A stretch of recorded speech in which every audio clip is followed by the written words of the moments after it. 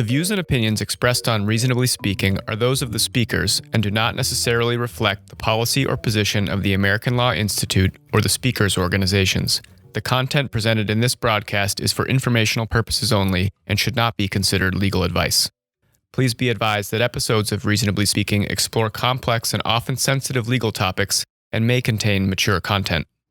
Welcome to Reasonably Speaking. I am happy to welcome Ivan Fong and Lori Martin, who both have vast experience in today's topic, creating a strong corporate compliance program.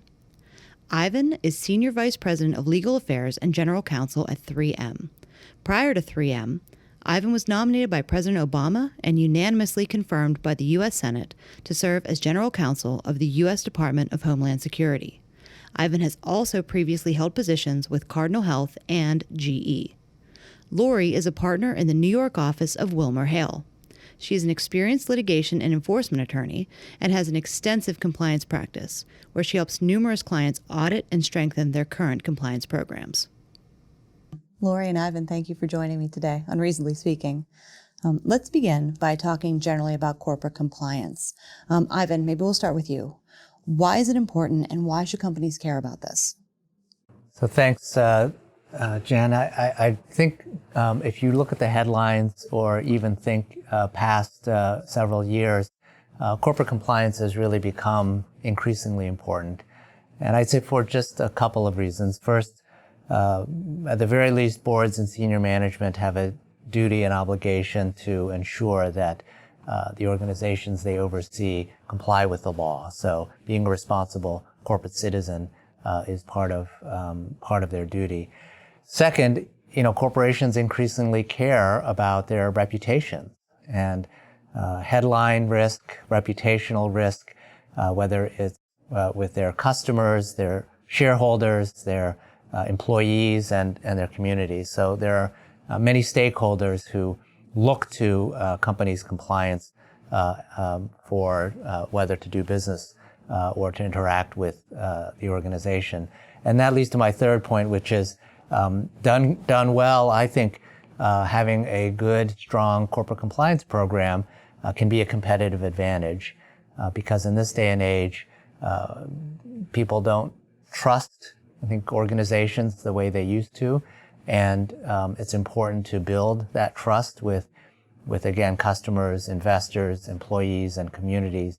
And so it's so important that if you have that trust and can do business and grow as a company, that you have a firm foundation of good compliance. So what are you seeing? You have a different role than Ivan.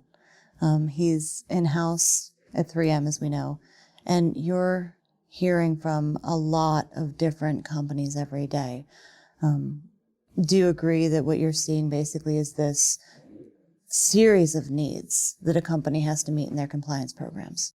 Well, I actually think Ivan and I see very similar issues because lawyers are brought in either to help strengthen a compliance program or where there's reason to believe that a compliance program may have failed. So for the area I practice in, it's largely with regulated industries, either in the financial services industries or registered companies. And there are expectations among regulators as to what compliance programs for those companies will look like. They either come out of the supervisory provisions of the Exchange Act. Some of the regulatory structures actually require compliance programs, either the Investment Advisors Act or the Investment Company Act, and a variety of different regulatory rules. So all of these companies already have created programs that have been designed in order to reinforce their corporate culture, their compliance with rules, and ultimately their protection of either investors or shareholders. So when people come to me, there has been an issue where perhaps the compliance environment either didn't capture all of the conduct that will lead to a problem, or it actually identified it, but they realized they have a problem and they want assistance in investigating the scope of that problem and in responding to regulators about it.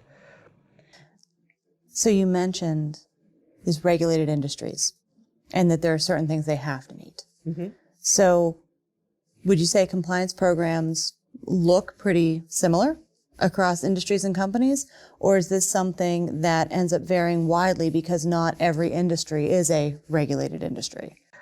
Even within regulated industries, they don't all look the same. I think it has been a long-standing theme of the Securities and Exchange Commission, as well as other regulators, that there is no off-the-shelf compliance program, that a compliance program needs to be tailored to the actual risks of the company and the business line that the company is in. And since there is no off-the-shelf compliance program, there are differences among all of them. What may be a key risk for one company, a company that does business in foreign countries and needs to have a Foreign Corrupt Practices Act compliance module, will be very different from another company that's in sales in the U.S., where their principal mechanism of sales is online and they have to worry about data privacy. So the programs are different across across companies, even within the same industry.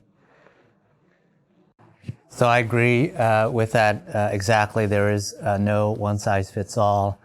That said, I think if you look across different industries of different sizes, different geographies, there are some common elements. And so it's worth identifying what those are. The ALI actually has a project underway to articulate some of those principles.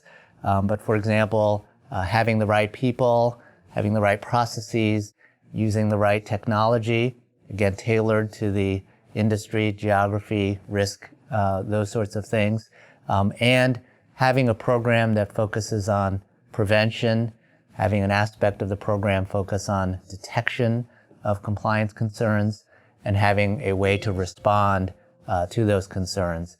Those are some common elements of an effective compliance program. Could I add a few more? I absolutely agree with Ivan. He's correct that those are common elements across any effective compliance program. I would add others. Almost every effective compliance program is written, so there will be written policies and procedures. They usually include elements of certifications, that they don't know of any material violations of those policies, or that they're acting in accordance with the company's principles, its code of ethics. They also include risk assessment. Good compliance programs are dynamic. The risks that a company faces will change in particular regulatory environments and over time. So a good compliance program will constantly reassess its risks and then test whether its structure is addressing the risks that they've identified in a dynamic and changing compliance program. It will include training of employees, because something that's beautiful in writing but is never translated into practice is almost guaranteed to be ineffective. And then, as Ivan already said, it will include a monitoring component.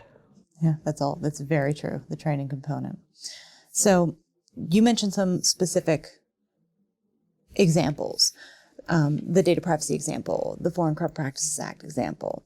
What are, I know this is a very broad question, but looking across industries, across company sizes, what are some of those hot button, really big compliance issues that companies are facing today? So I'll start. I'm sure Lori and I can go on at great length. Obviously, it differs for different companies and different industries, but just scanning the headlines, privacy, data protection, you mentioned already. An adjacent area is cybersecurity. So I put those in one category. A second is with the increasing globalization of business. Lori already mentioned Foreign Corrupt Practices Act, so that is a very significant risk area for almost any company that does business, and even a not so global environment. A third area, the recent headlines about Me Too, harassment, respectful workplace. I think those create reputational risk, and therefore are concerns and challenges that compliance officers and senior executives and boards are concerned about. I could go on. I think about antitrust risk remains a significant concern. I would add doing business with the government is always going to require very strict compliance measures and efforts. I would also add just financial reporting generally is a risk area. So again, it's dynamic, as Lori said, and what may be important one day may, for lots of reasons, become less important, and other issues take their place. Can I ask, what have you seen? And in some cases, the answer might be that this is something that you step in and do for companies.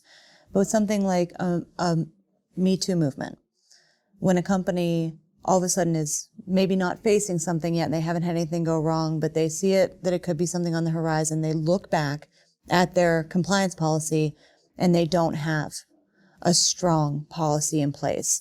And without policy, they likely haven't done training. What's the mechanism? How can a company, what's their first step? What should they do if they do notice one of these things? There's a shift, there's a movement, and they notice that something's missing in their policy.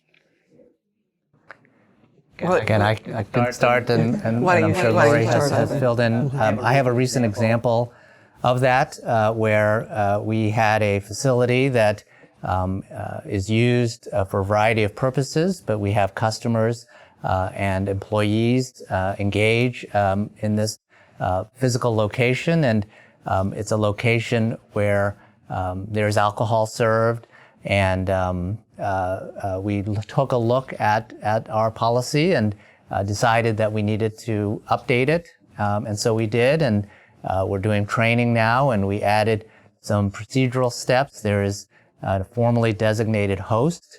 The host has to certify that he or she has read and understands the new policy and will deliver, as part of the welcome message, a reminder that this is a place of work.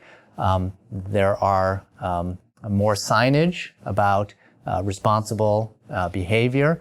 The staff are now empowered to ensure that if he or she observes somebody under the influence or otherwise behaving in an inappropriate way, to take action to respond. So it's really a multifaceted, multi-layered way of making sure that our policies and procedures and training keep up with modern day.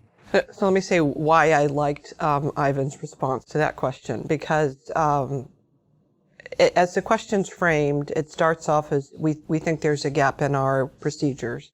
And what made Ivan's response so much better than we've updated our procedures is that he started with the broader picture of the procedures are part of it. Have we had a historical problem? Do we need to look into this? And it may be because somebody's complained, and it may be because somebody's not complained because they were afraid. So the conduct itself was reviewed beyond the procedure. Training has been instituted in order to make sure that this gap in the procedures will be is both addressed and well understood by the workforce. And then again, to ultimately change culture, because if you're changing this issue, you're recognizing, in this case, it was a threat to whether employees would either be subjected to conduct that they didn't want to be subjected to, or there were other things going on that they couldn't raise in some sort of up-the-ladder reporting. And I don't mean it in the Dodd-Frank sense or Sarbanes-Oxley sense, but just in, can I take this issue that's important to whether I can do my job or whether I'm comfortable in my company and take them to other people. And it was textbook perfect, because it didn't concentrate solely on how do I fix the gap in my written procedures, but how do I address the conduct backward-looking and forward-looking. And your comment on culture is so important, because underlying a lot of what companies do and should do is to strengthen their compliance culture. It's a mindset. It's making sure that everybody feels comfortable raising concerns, ensuring that people know there should be no retaliation for the raising of a concern, that there are sufficient resources that as concerns come in that we can do this sort of gap analysis and be both forward-looking and backward-looking. And so the tone at the top where senior management not only communicates but acts and behaves in ways that reinforce this notion that nothing is more important than the company's reputation for complying with the law and with our policies, that we do business in the right way everywhere we do business. Those messages and the conduct that people observe is really the sine qua non of a good compliance program. I think in the scenario you gave, if something went wrong, there's an internal reporting structure, and the company itself would be in a situation to handle it. But often, and more often, with social media and tons of news coverage, a compliance issue makes it out into the public. And it could be something huge. We mentioned the Me Too movement. It could be sexual harassment. We hear about data breaches or an environmental disaster. When something like that happens, and all of a sudden you're not just dealing with the corporate compliance issue internally, but you're also now dealing with it in the court of public opinion. What is the best way for a company to approach a situation if something like that happens? Well, your question is essentially, what do you do to handle a public compliance crisis? And there's been actually a lot of ink spilled on how to address these. I think in going back to my early period, I would say the classically best way to address a corporate compliance issue was Tylenol, and it continues to be the way people look at compliance problems today. The components always begin with prevent the crisis, and I don't want to just start on what happens when you have it, but the corporate compliance issues start with try to prevent it. Identify your vulnerabilities, consider your potential risks, challenge the assumptions that your programs are effective, and then learn from your problems.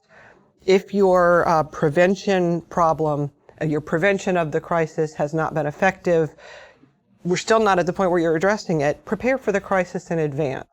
Almost every well-managed company has established a response infrastructure to deal with a crisis that may not have occurred yet. And that response infrastructure is identification of people who need to know about the issue. What is your response protocol? Do you need to bring in your crisis communications manager to assist you? Are you going to need legal support, and have you identified that counsel that you bring in for crisis situations, which may affect either shareholder price? It may be, if it's an environmental issue, you've got your environmental counsel. If you've already got the Department of Justice calling you, it's your Department of Justice counsel. But have in advance your understanding of what are your third-party experts that you need to move through that process. And then you move into your response. You have your your crisis response team with clear roles and responsibilities. You have your head. You are immediately working through messaging, which is, what is your message on the issue? Have I identified the facts so I know what the message should be? And are all of my messages to my employees, to regulators, to shareholders, to the public, are they coordinated so that we're saying the same thing to those different environments? And that's a sort of textbook example of the things you need to think about if you have a conflict compliance crisis. That was a great answer. I want to highlight just a couple of nuances that I think may add to this conversation. So I agree that preparation is 90% of the success factor here. Having the right people, having the right resources ready and assembled is going to be critical. The point I would underscore is the importance of two things. First, getting the facts. I think early in a crisis, the fog of war often prevents decision makers from having full information. And so without saying you need full information, knowing sort of how much information A is out there and B you need is an important judgment call.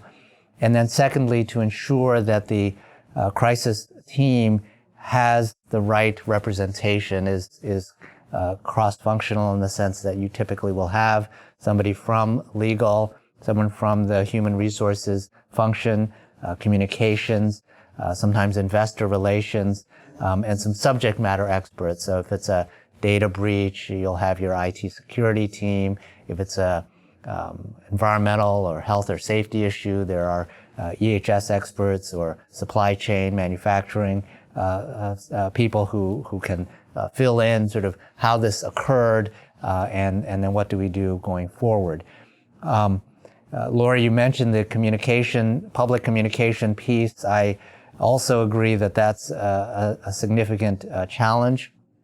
It can be hard for companies to strike the right tone.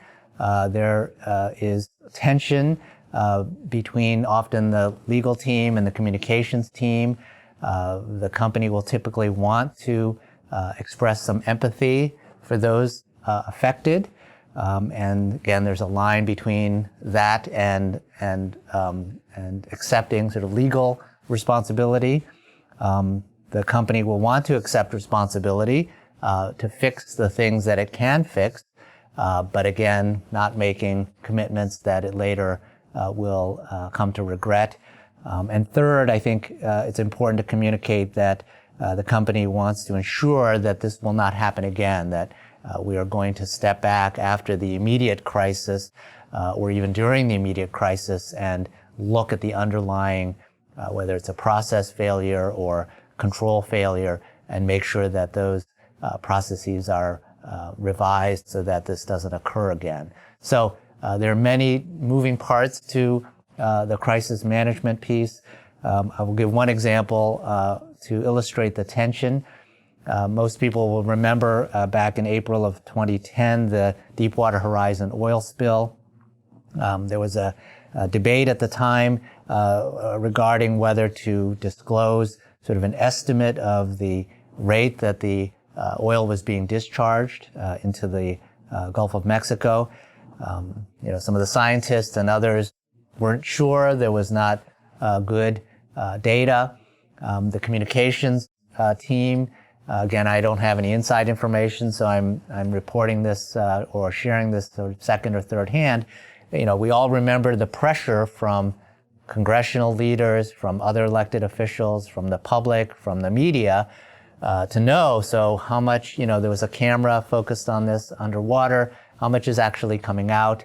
Those debates, if you put out a number, that number then becomes a number that others use, and in fact, that is what happened. A number was released. It turned out not to be very accurate, but it became the basis for a lot of media attention and ultimately some enforcement action.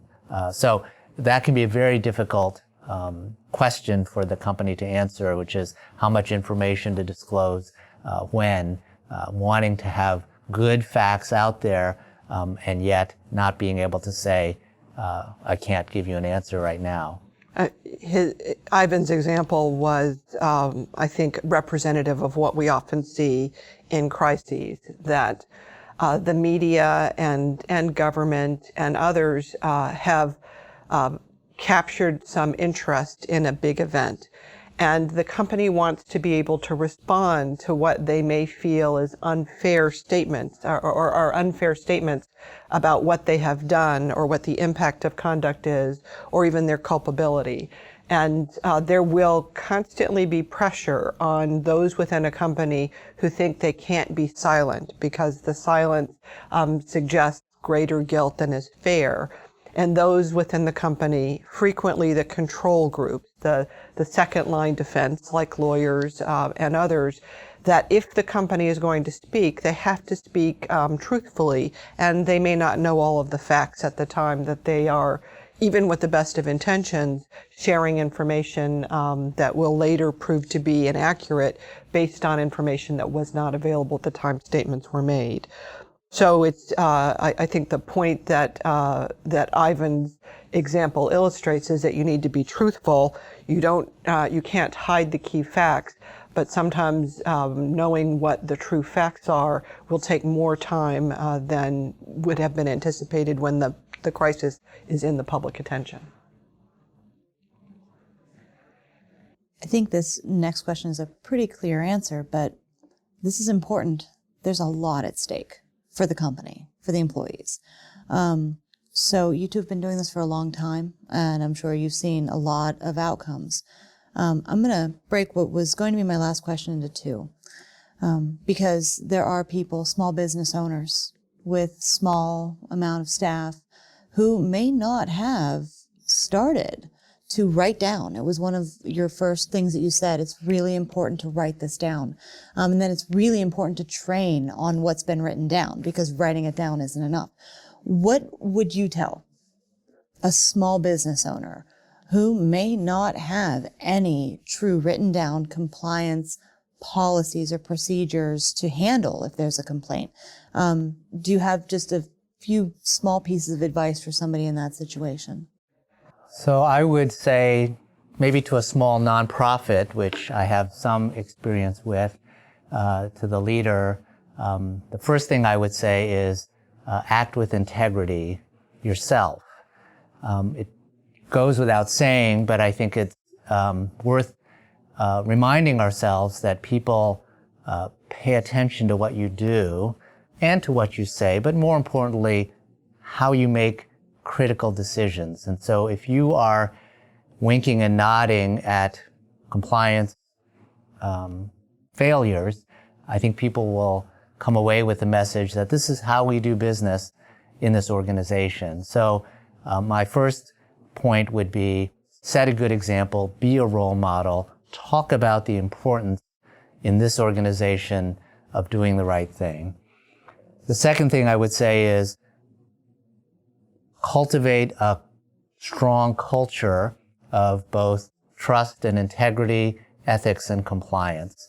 Again, you don't need a huge, multi-million-dollar program or department to tell people when they come in, when you hire them, we expect you to do the right thing, to speak up if you see something that you think is wrong or makes you uncomfortable, and to know that we welcome that we will not punish or retaliate against you for doing that we want to know because we want to continuously improve. So that culture of trust and openness to wanting to do the right thing, I think sends an important message.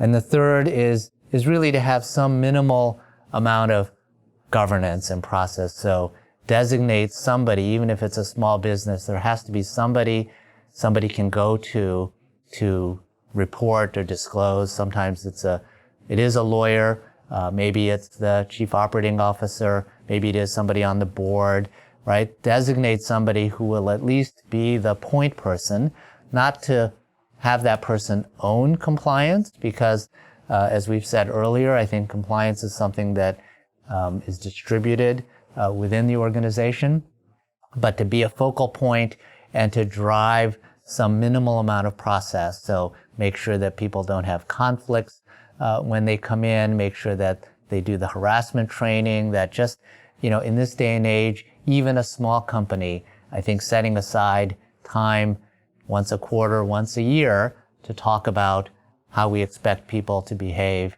how we deal with our customers and our colleagues. You can't really go wrong in emphasizing those sorts of things.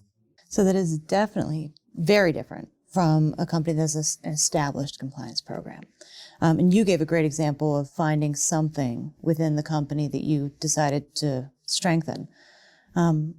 What would you tell a company, a large company already has a robust compliance program in place, about evaluating and reevaluating what's there? Like you said, it's moving target. It changes. Compliance changes. How does a large company stay on top of that? What is some advice you can give them? Well, I think I start with the guiding principle, or what are the regulatory regimes that are applicable to your company. And once you know those, you can ask your chief risk officer or your chief compliance officer, what is it that we do in order to address this regulatory regime and our risk? Do we have reporting, or have we done testing on those issues? And what have the tests indicated to us? And then that all-important question, what am I missing? Am I missing something? What keeps you up at night? What is it that you worry about? What do you think we're not doing? And if you keep both the knowledge of informed and professional compliance and risk officers at the forefront, and they have open communication with you, I think you can get a sense of confidence that your company is staying on top of those issues. Yeah, so I agree. I once had an uncle who said, you don't have to be bad to want to get better. And so this mindset and culture of continuous improvement means that you can never be complacent. And so I would emphasize a number of things. I think you look at your program, your structure, and see whether or not there are areas where we could do better. So, for example, in the area of prevention, right? Are we looking at the right risks? So doing a regular risk assessment process.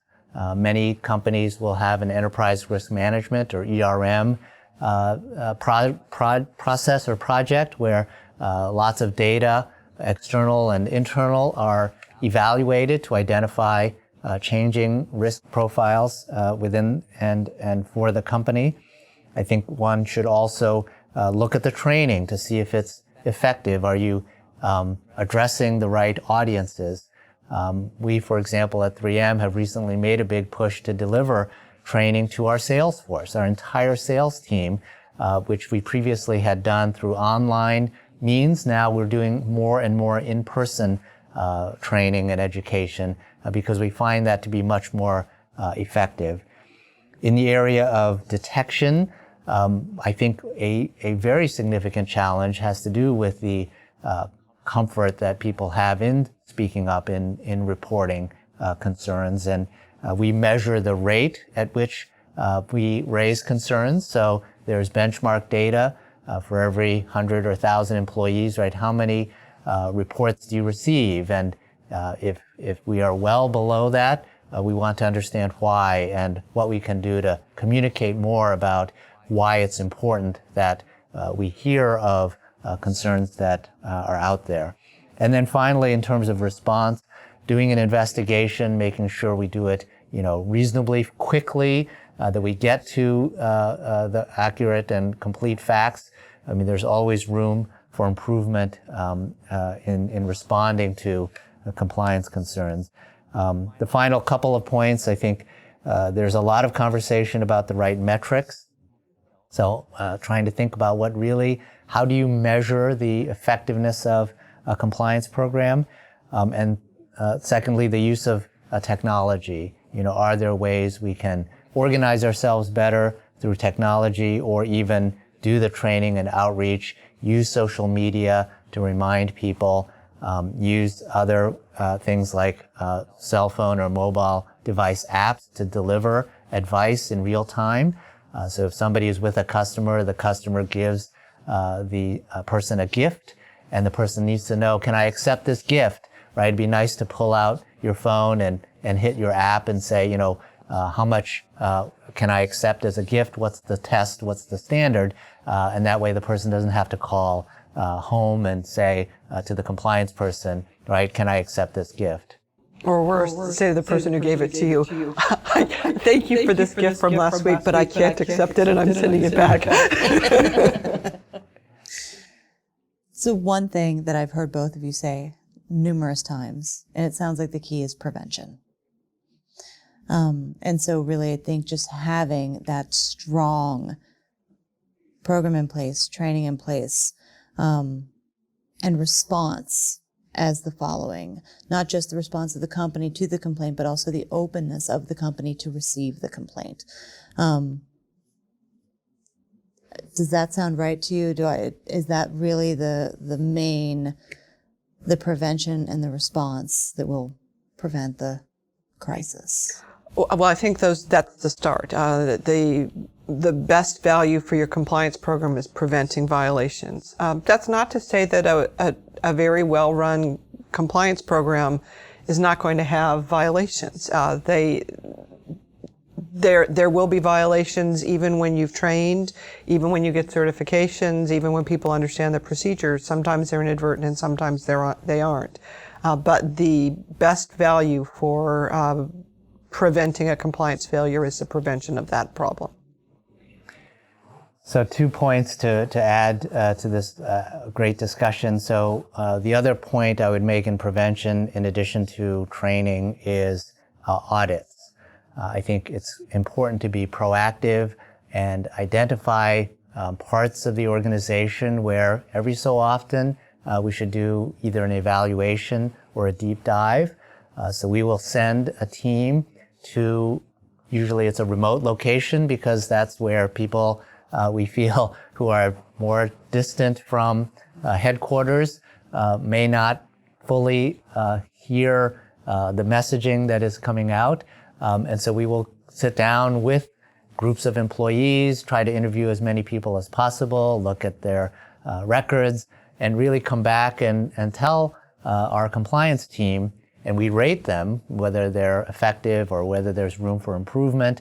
And then we track the comments that are made to make sure that the management agrees to certain actions and that they are completed to our satisfaction by a certain time. So just some rigor around both doing those deep dives and evaluations, and then following up to make sure that anything we find gets remediated. So that's point number one. Number two is the point Lori also made, which is, despite your best efforts, I think one has to expect and anticipate that there will be issues. And I think that is not that people are bad or that it's a bad company. I just believe that we are all human.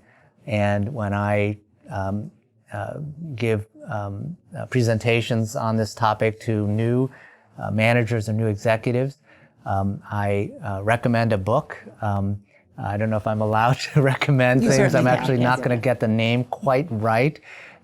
It's something called The Uncomfortable Truth About Lying, or The Uncomfortable Truth About Telling the Truth. And it's by a behavioral economist, social scientist who has studied people and lying. And the basic conclusion is everybody lies. And in particular, people who are very creative, put under pressure, and who are, trying to do the right thing, often do end up lying. And so the point is not to say that, we should all, investigate ourselves or others, but to recognize that we are human, and humans respond in ways that are not always the way we expect them to behave, and that is just a fact of life that we have to accept as opposed to drive underground. So Ivan's comment about we're all human, and in fact that companies only can act through their people, I think it leads me to say that even when you've created your dynamic and effective compliance program, and there's some breach of your procedures, perhaps identified by internal audit, perhaps identified by compliance, at what point do you consider personal responsibility? And there isn't an answer for that in a general sense here. But what I would say is that if internal audit finds that you have an issue, and then internal audit has looked at that issue another time and it hasn't been addressed, at some point there has to be within an organization personal accountability for what may be repetitive failures. And whether that discipline is in the form of education, whether it's in the form of some sort of sanction on compensation or privileges, or whether it's termination, is a case-by-case basis. But there will be at some point in any organization some expectation that individuals would be accountable for a violation.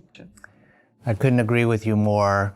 It really does go to the culture of an organization. People are watching. If somebody gets a pass, everybody will say, okay, that kind of behavior is accepted in this organization. And so whether and to what extent you communicate the personnel decision or consequences of an investigation which determines there's been a violation of policy or other internal or external requirements is a very important moment for the management of the company to decide. We do take this seriously, and in those hard cases where somebody is a good performer but lacks the right culture or the right leadership behaviors, I too encourage organizations to take a firm stance because it really doesn't benefit the organization to have a separate or different standard for the star performer or the big salesperson or the partner in a law firm who brings in a lot of business, right? That can really corrode an organization's efforts to build trust and a compliance culture. Thank you both so much. Well, thank you very much. Thank you. Thank you for tuning in to Reasonably Speaking. Visit ali.org to learn more about this important topic and our speakers. Don't forget to subscribe so you never miss an episode.